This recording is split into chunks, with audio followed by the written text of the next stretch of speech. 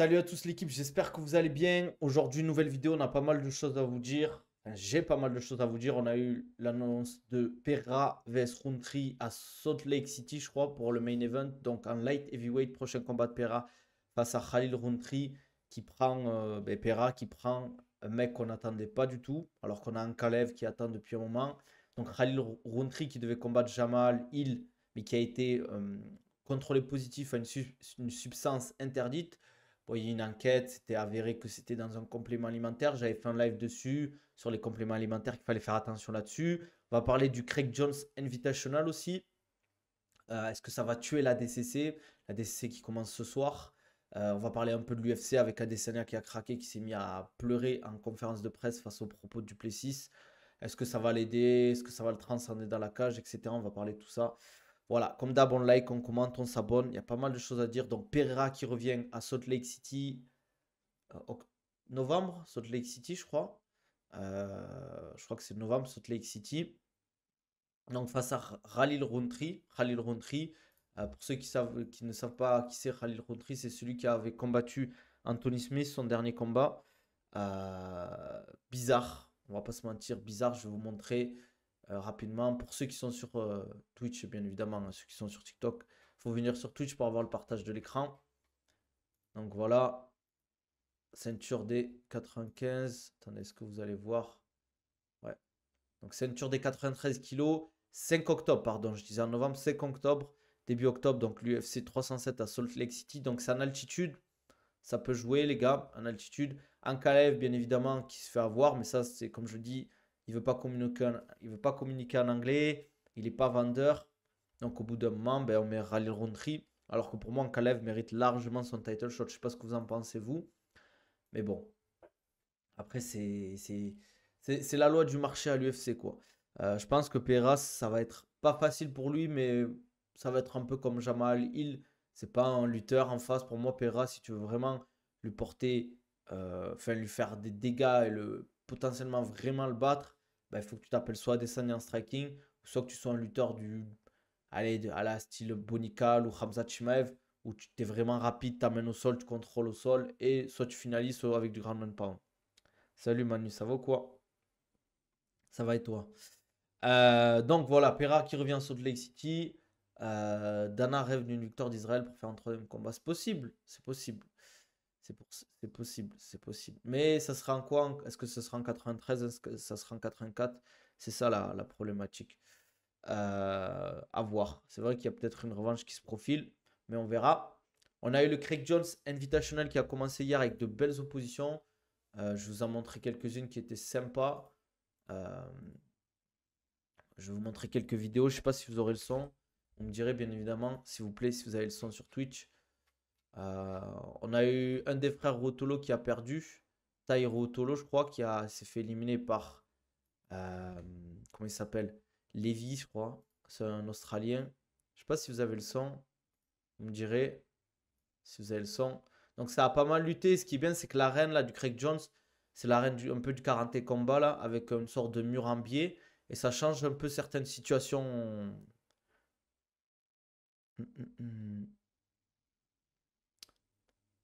Donc ça a beaucoup lutté hein, en plus.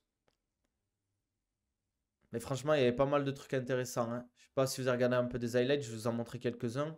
Je sais que c'est pas du MMA, mais grappling nogi, c'est toujours intéressant à voir, surtout à très très haut niveau.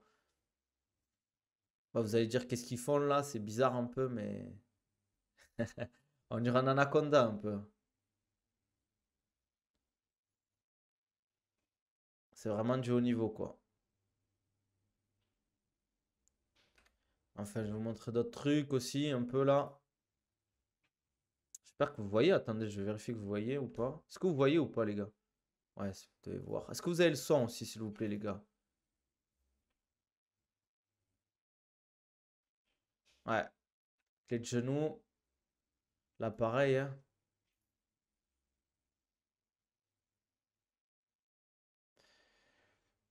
Là, c'est clé de cheville, là. Aïe, aïe, aïe, aïe, aïe. Là, c'est chaud, les gars. Vous vous rendez pas compte, hein. Pour ceux qui viennent sur TikTok, venez sur Twitch, les gars. Je fais un partage d'écran. Je vous montre contre quelques highlights de Craig Jones Invitational. C'est une dinguerie là. Et c'est lui qui a gagné la Levi Jones Leary contre Rotolo. Contre nos frères Rotolo. Walaikum salam frérot, ça va ou quoi? Frérot du monde du JB. N'hésitez pas à aller le follow sur Twitter pour ceux qui suivent le monde du sol, les gars. Franchement, j'ai pas regardé tout en direct parce que ça a commencé tard, moi, heure de Dubaï, mais j'ai regardé ce matin. Franchement, c'est cool. Je trouve que ça s'enchaîne vite. Le format est sympa parce que c'est sur 2 jours, ça va vite. Ils font pas mal de combats. Ben, grosse surprise. On a eu pas mal de surprises quand même. De gros noms qui sont sortis, d'upset entre guillemets. Donc c'est cool. Je trouve que le format 3x5, il est vraiment stylé parce que, en fait, à la DXC, je trouve que les profils qu'ils mettent, des fois, c'est pas des profils, on va dire, très très intéressants à voir. Tandis que là, pour le Craig Jones, je trouve que c'est des profils, bon, ils sont pas choisis, mais qui matchent bien en fait. Des profils soit explosifs, soit vraiment techniques. On a quand même le haut du panier en Nogi, donc c'est cool. Il manque quelques grosses têtes, hein, bien évidemment, comme Mika Galvao, comment il s'appelle, Gordon Ryan et toute la clique. Mais globalement, franchement, moi j'ai kiffé regarder.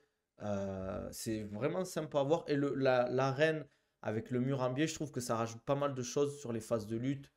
Il y a eu du judo en plus, donc c'était cool. Franchement, je suis grave content pour le moment, hein. On verra la DCC ce soir. Je crois que c'est ce soir que ça commence. Craig Jones, celui qui va faire un combat contre la meuf, non? C'est toujours d'actualité au fait ou pas, le truc là?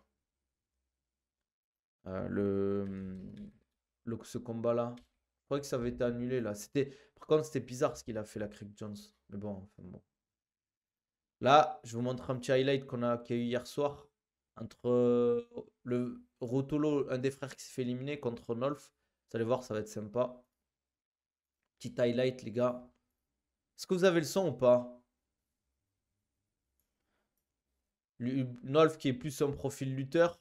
Et Rotolo qui est plus complet, on va dire, mais quand même plus expert en sol. Mais ça, c'est beau, ça, les gars. En vrai, on se rend pas compte, mais le niveau est super cool, quoi.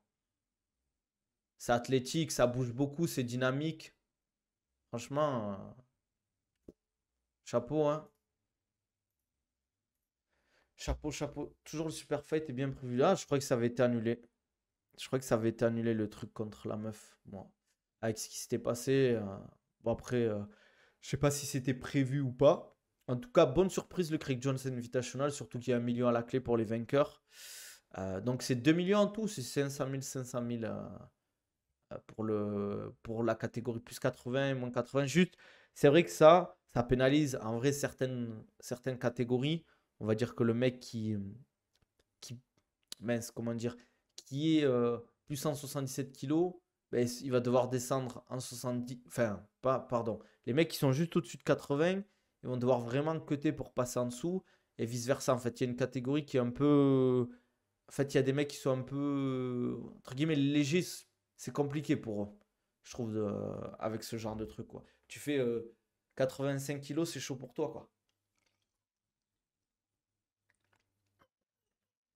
Tu penses qu'elle a une chance? Non, les gars.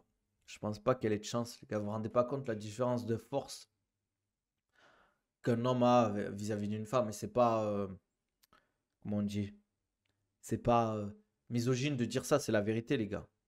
C'est la vérité. Si elle bat Craig Jones, ça serait vraiment, je crois, un des plus gros upsets de l'histoire du sport, ce qui n'arrivera pas, les gars. Et il faut être délusionnel pour penser qu'elle va gagner. C'est pas parce qu'elle a un corps de titan qu'elle a la force d'un titan non plus. Ça reste, chez les femmes, elle est très forte, mais chez les hommes, ça a rien à voir, les gars. Ça a rien à voir. On pourrait se faire, si vous voulez, un petit react de cette vidéo, les gars, mais je sais pas, est-ce que vous aviez le son là quand on regardait ou pas les vidéos, quand je vous ai montré les vidéos? Parce qu'en fait, j'arrive pas à mettre le son sur les scènes où je vous montre quelque chose. Mais on pourrait la regarder parce que je trouve que c'est sympa, c'est du grappling, il y a des bons sparring et tout. Ah non, pas de son. Mais je comprends pas pourquoi j'avais pas de son. Je comprends pas pourquoi j'ai pas de son, les gars. C'est ça qui est relou. Après, Est-ce que je peux vous mettre, si vous voulez, je peux vous mettre, entre guillemets, les phases de combat et moi je commente hein, par-dessus, hein. Je commente par-dessus si vous voulez. On peut faire ça, les gars. Si vous êtes, on va dire, si vous êtes chaud. C'est à vous de me dire si vous êtes chaud. On fait un petit réact de la vidéo euh, de Baki de Karate Bushido. Baki contre Thomas Lubersan, contre Gabriel Levin, je crois il s'appelle. Euh, et voilà. Et qu'est-ce que je voulais dire? Ou sinon, on se la fait à la fin du stream, les gars.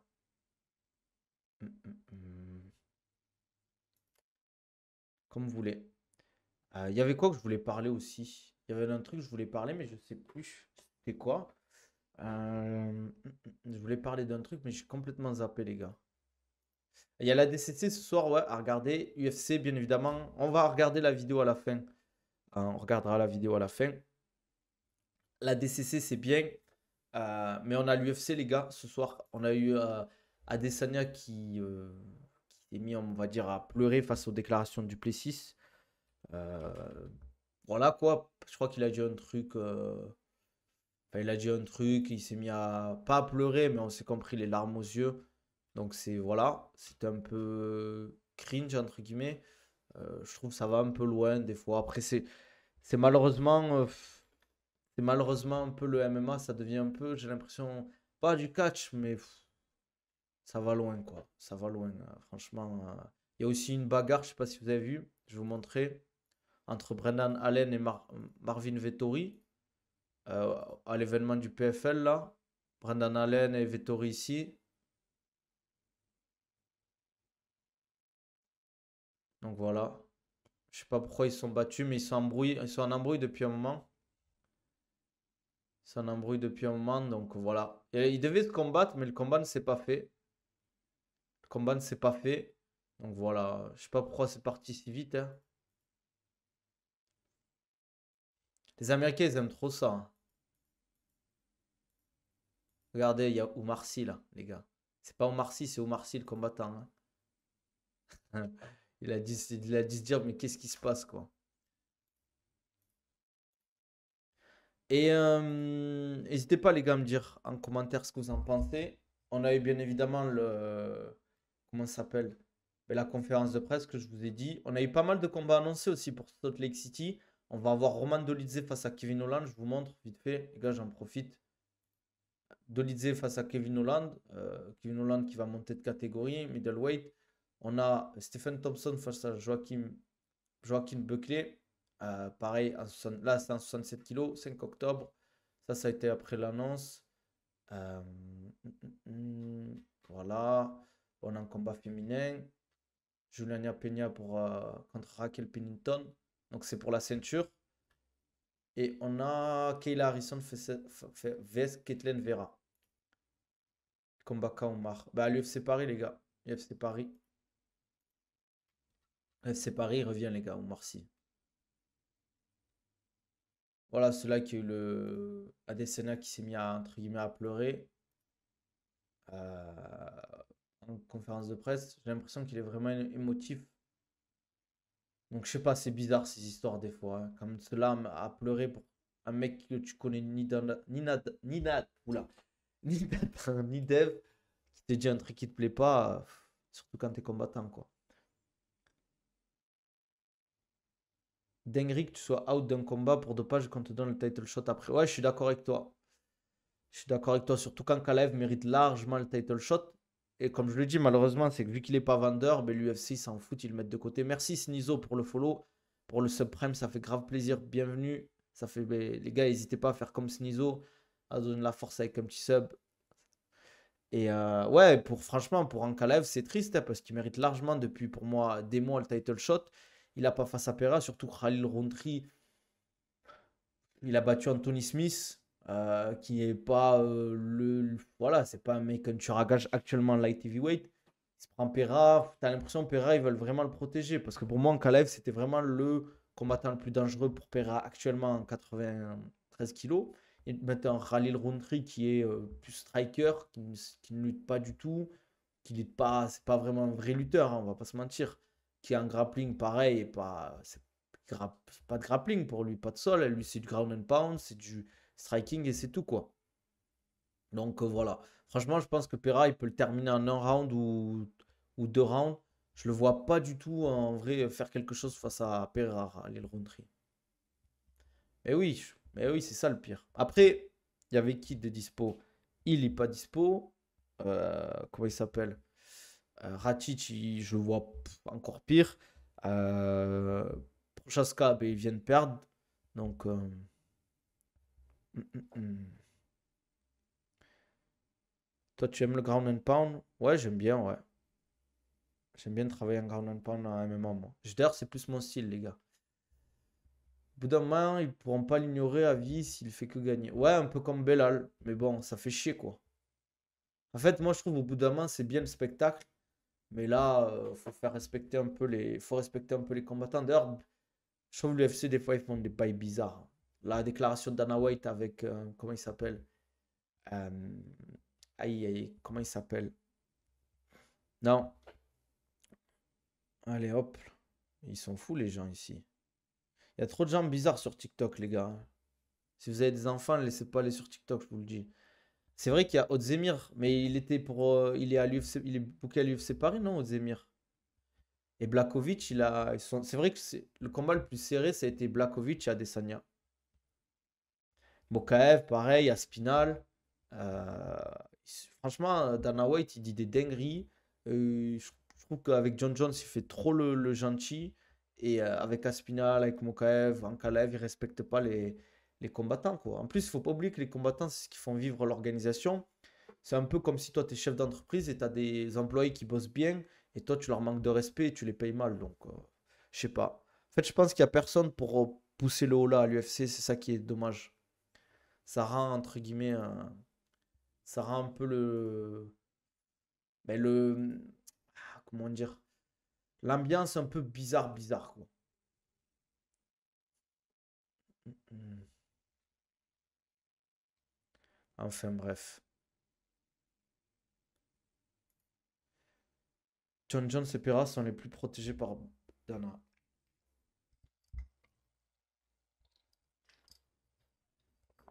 Ouais, Sean O'Malley aussi, j'aurais dit à une époque, là, un peu moins quand même. Mais c'est le problème, c'est que les combattants à l'UFC, ils disent rien aussi parce qu'ils sont seuls, en fait. C'est un sport individuel. Ils sont un peu. Ceux qui sont tout en haut et qui gagnent bien leur vie, ils s'en foutent des autres. Il y a que Ngannou qui avait parlé, comme je le dis à chaque fois, je le répète. Mais quand Ngannou avait parlé, il avait commencé à faire ses actions face à l'UFC, à Adesanya et Kamaru Usman. Pas ils l'ont laissé tomber, mais ils ont rien dit, quoi. Ils ont rien dit. Ils étaient trois champions. À ce moment-là, ils auraient pu parler et dire, ouais, bon, on va essayer de faire monter les salaires à l'UFC, on va essayer de faire en sorte que les athlètes aient tous une assurance santé qui soit plus respectée, etc., quoi. Au final, rien. Dimitris Johnson a dit que le meilleur choix qu'il ait été fait, c'est de quitter l'UFC. Bah, ça me choque pas, hein. Ça me choque pas. Vu ce qu'ils ont fait avec Mokaev, ce qu'ils ont fait avec Dimitris Johnson, même pareil, comment il s'appelle et là, il est revenu, mais comment il s'appelle Triple C, Henri Cerudo, c'était pareil. Il avait une embrouille avec l'UFC. Je crois qu'il avait demandé à être augmenté. Il n'a pas été. Joe Jones, malgré sa grande gueule, c'est l'employé modèle. L'UFC, il ferme sa gueule, c'est pas une Ngannou. C'est vrai. C'est vrai. C'est vrai, ça, hein. Après, John Jones, il est tellement bien payé, je pense que il s'en fout un peu, entre guillemets. Lui, ça lui pose pas de problème. Ça lui pose pas de problème de faire ça, quoi. Qu'est-ce que je voulais dire? Qu'est-ce que je voulais dire d'autre? Ouais, bah, UFC ce soir, les gars. Moi, je regarderai peut-être quelques combats, mais pas tous, demain matin. Sinon, ben, il y a la DCC aussi. Je sais pas à quelle heure ça commence, vu que c'est à Las Vegas, ça a commencé tard, comme d'hab. On se fait un peu avoir là-dessus, quoi. Mais moi, je vous avoue que je fais pas de nuit blanche, hein. Je regarde en replay en général les combats. Ou quand c'est vraiment tôt, je me lève, si c'est à 8 h, et je regarde, quoi. Mais sinon, ouais, Craig Jones Invitational, c'est cool à refaire. Le format est cool, l'arène est cool. Pas grand chose à dire, hein. Hum, hum, hum. DC demi-finale de. Ah oui, c'est ce soir. Mais je comprends pas parce que ce matin, quand je me suis levé, crois que jusqu'à 10-11 heures, c'est-à-dire jusqu'à 9 heures du matin, il y avait encore des combats. C'est-à-dire qu'ils ont fait ça toute la nuit. Ils sont arrêtés à quelle heure en fait? Parce que c'était tard, non?